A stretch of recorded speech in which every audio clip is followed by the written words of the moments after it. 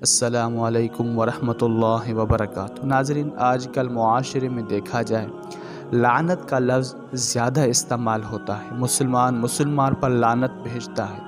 والدین اپنے اولاد کے لیے بھی لعنت کا لفظ استعمال کرتے ہیں، حالانکہ لعنت کرنا یہ قتل کے برابر ہے۔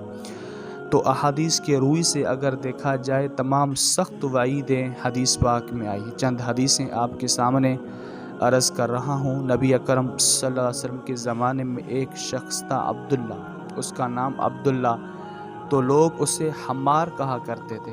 نبی اکرم صلی اللہ علیہ وسلم کو ہنسایا کرتا تھا۔ نبی کریم صلی اللہ علیہ وسلم نے اسے شراب نوشی پر کوڑوں کی سزا بھی دی تھی۔ تو اسے ایک دن پکڑ کر لایا گیا۔ ایک شخص نے مجمع سے کہا، خدا کی لعنت ہو اس پر، کتنی زیادہ شراب نوشی کرتا ہے۔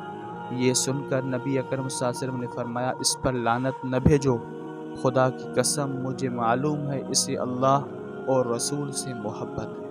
دوسری حدیث میں نبی علیہ السلام نے فرمایا، مومن تان دینے والا، لعنت بھیجنے والا، فحش گو اور بد زبان نہیں ہوتا۔ ایک اور حدیث میں نبی علیہ السلام نے فرمایا، زیادہ لعنت بھیجنے والے قیامت کے دن نہ گواہ بن سکیں گے نہ سفارشی۔ آخری حدیث ناظرین آپ کے سامنے عرض کر رہا ہوں۔ نبی علیہ السلام سے کہا گیا، آپ مشرکوں کے لیے بد دعا کیجیے اور ان پر لعنت بھیجیں۔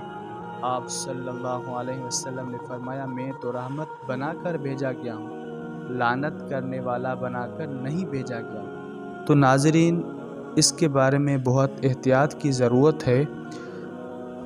تو یہ حدیث میں تمام سخت وعیدیں تھیں۔ اگر اگلا شخص لعنت کا مستحق نہیں ہے تو یہ وہی لعنت اس لعنت کرنے والے کے منہ میں دبائی جاتی ہے۔